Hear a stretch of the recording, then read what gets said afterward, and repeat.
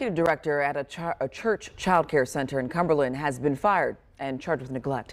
Court documents say she admitted to giving melatonin gummies to infants and toddlers and did so while they were in her care, all of which to get them to be quiet.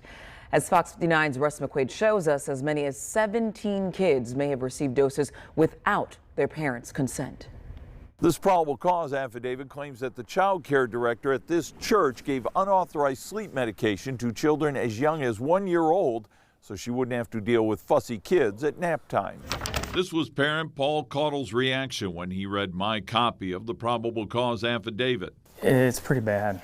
It's pretty staggering how many of these children were subjected to this, the same as mine.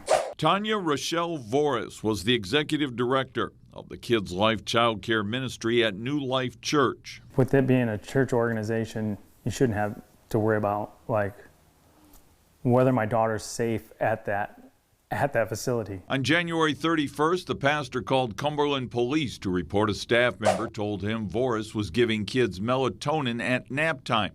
The assistant said she had done so too until her conscience got the better of her.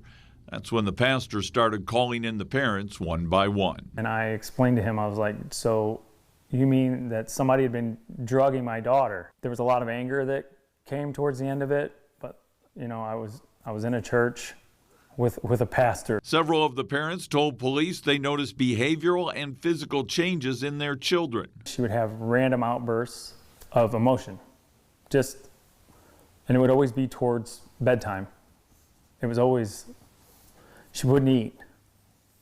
She would complain about headaches. Caudle said after detoxing his daughter from the melatonin side effects, she's back to herself and he's looking for a new child care center. That spunky little sassy toddler is back, not the little zombie that I used to pick up. Voris faces one felony charge of neglect of a dependent and one misdemeanor reckless supervision charge. Pastor David Falk told me that his church is cooperating with the investigation. When I asked him if anybody else in the church or in the child care staff knew that Voris was allegedly giving melatonin to those kids, he told me to have a nice day, and then he locked the church doors.